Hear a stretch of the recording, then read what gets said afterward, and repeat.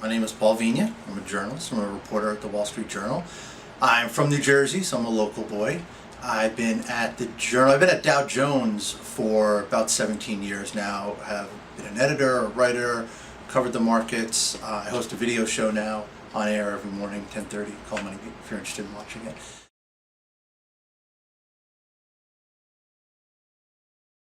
First got into Bitcoin, started hearing about it early in the spring of 2013, late winter, early spring.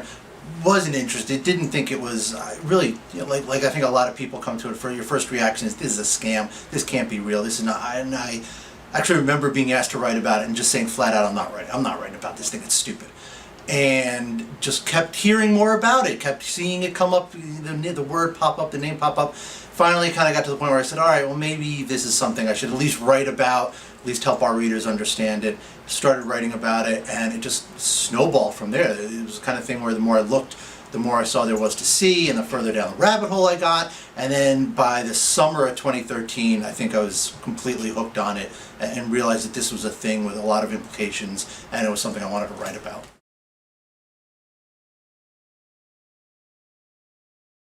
The turning point was I went to the Inside Bitcoins conference in July 2013 here in the city, and it was the first time I'd been around a lot of people who were into Bitcoin. I had interviewed one or two other people, the Harvey brothers who have Lamassu, the AT, yeah. And I went to the Bitcoin conference, Inside Bitcoins, and it's funny because I've seen a lot of people say almost the exact same thing. They go to these conferences and they see the energy, they see the enthusiasm, and you see these very, very passionate people. And to me, what I realized was that it's not just about this technology or the currency. This is a counterculture. This is a movement. This is an actual movement wrapped around a technology, wrapped around a currency. And to me, that was very interesting. That was what really kind of hooked me.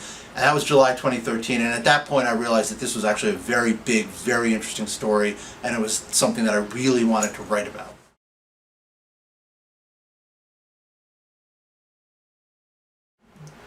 I think it was kind of mixed early on. Certainly, you have a lot of libertarians, a lot of crypto anarchists. You have a lot of techies. I think there's both groups there. I think what's interesting and what will be interesting is to see where Bitcoin goes beyond those groups. I mean, it's easy for techies to get interested in it. It's easy for libertarians to get interested in it. What will be very interesting is to see if people who are not in either of those camps get interested in it. And I think, I'm certainly somebody who's like that. I was not a techie or a libertarian. I was just a markets guy. And it'll be interesting to see if just consumers get interested in it. That's where, if you're really going to see Bitcoin become a thing, that's where you're going to see it become a thing. Because those groups are obviously going to gravitate towards it, and it's easy to sell them on it.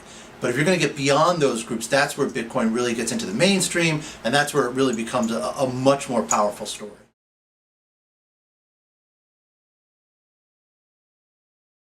Yeah. Oh, yeah. I mean, for Bitcoin, it's interesting because Bitcoin is not a typical financial product. Bitcoin is not a company. Bitcoin is not a bond. Bitcoin is something that its success won't be measured in its stock price or even the exchange value of it, or how many people adopt it. I mean, it doesn't need to have constant growth every quarter like a company does. Yeah, it can live within the techie world, within the libertarian world. It can live on the dark web. It can live in all those places and still be considered a success. It just depends upon who you are and what you want out of it. If you're, if you're a crypto anarchist, you want it on the dark web. Maybe you don't want it in the mainstream. If you're Barry Silbert who's trying to sell it to investors, you want it in the mainstream. If you're somebody who's running one of these for-profit startups, and there are a lot of them out there now, you need customers, you need people, you need it to go into the mainstream. So can it live within the tech world? Can it live within the libertarian world? Yeah, sure. The question is what are you coming into it with, and what do you want to get out of it? Success is going to be measured differently for a lot of different people.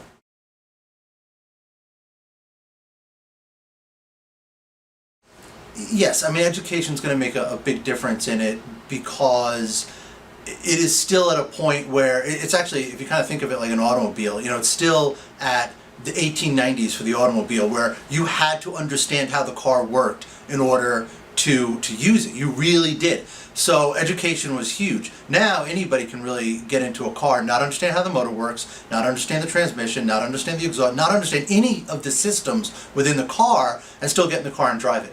Bitcoin is not there yet, so education is still a huge, huge deal for anybody who wants to be involved in it. Yeah.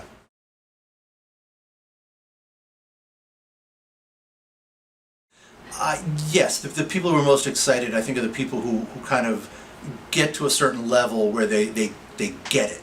It's very hard, I think, to get interested in it if you're not at that level.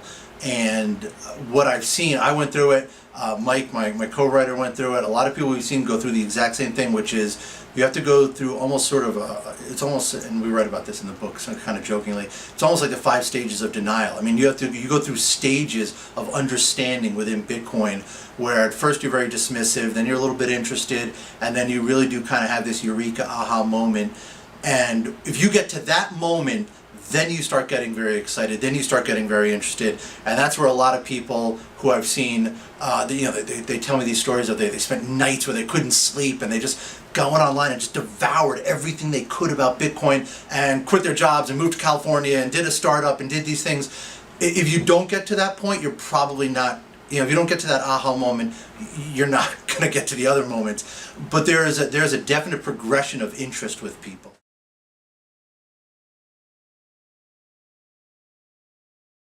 The book ended up being a lot longer than we thought it would be, than we had planned it out to be. There was a lot to tell. We tell, some of it's historical. We go kind of into the history of finance. We go into the history of Bitcoin and cryptocurrencies. Some of it is topical, what's going on right now. We talk about Mt. Gox, obviously, Silk Road, obviously. We talk, we went out to Silicon Valley, interviewed a lot of people, told those stories. So we kind of tried to get a very philosophical take on it, a very historical take on it, very topical take on it, and just put the entire thing into context and try to explain. And look, we're not taking a stand on whether we think Bitcoin is going to make it or Bitcoin is going to fail, whether it's a con or it's the greatest thing, it's a revolution. What we really wanted to do was just really kind of put everything out there and explain where we think it is going to go from here.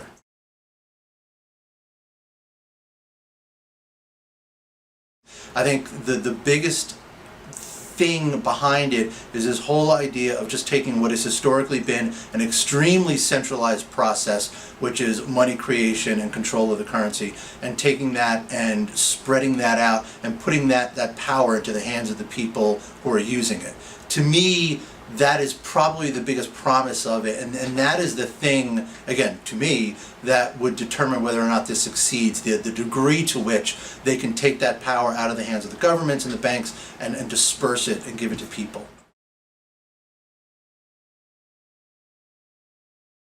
I'm considered a weirdo for a lot of reasons beyond just my interest in Bitcoin. But it's the newsroom, we have several hundred people in the newsroom, and I think it's very representative of what you would see if you went out onto the street. There are some people who are intensely interested in it, and I'm in that small group.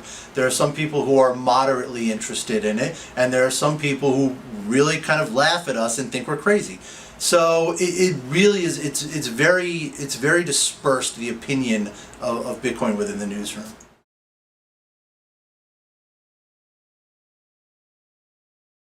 We've definitely seen an increase in the traffic. We were getting pitched so many stories, we had too many stories, we had more stories than we could write about, and we finally decided we just kind of need one place let's just find one place to put it all. So we started doing a daily item called BitBeat, and that's done very well. We started that in February, and it was immediately embraced by people, and it gets a lot of readers. It does well on Twitter, the stats look pretty good.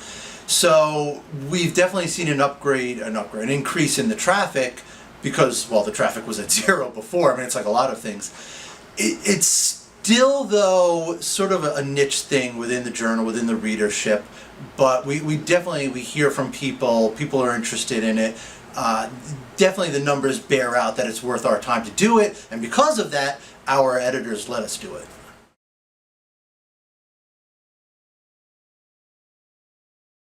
I think when you look at the regulatory apparatus, to use a very clunky term, you have, again, much like the general population, you have a lot of different opinions. You have some people who really get it and are very interested in it. Some of them are in Congress, and you have some people who understand it's a thing and it's something they need to look at, but they don't quite get it, and you have some people who are violently opposed to it, and some of them are in Congress too. And I think much like what you're seeing in the general population, like what you're going to see on Wall Street, like what you are seeing out in Silicon Valley, like what you're seeing in the media, you're seeing an entire process where it is filtering through these groups, and people are either coming around to it, thinking it's something, or not coming around to it and thinking it's nothing, or thinking it literally, again, especially when you talk about the regulators, they have to be worried about what this means in terms of drug traffic on the web, what this means in terms of illicit activity. I mean, they have to worry about those things, and they are. But what's interesting is I think you're seeing some of the leading players, you're not seeing too many people who are coming out anymore and saying, this should be banned, this should not be a thing. You are seeing a lot of people saying either, I get this and I'm interested and we're going to help it move along, or I don't really get this, but I understand the value of it and we are going to address it. And you're still seeing, it's still very nascent, but you are seeing regulators, the Federal Reserve, the banking system, you are seeing them at the point where they at least understand this is a thing that they have to take seriously. Where it goes from there, of course, is going to be hard to say.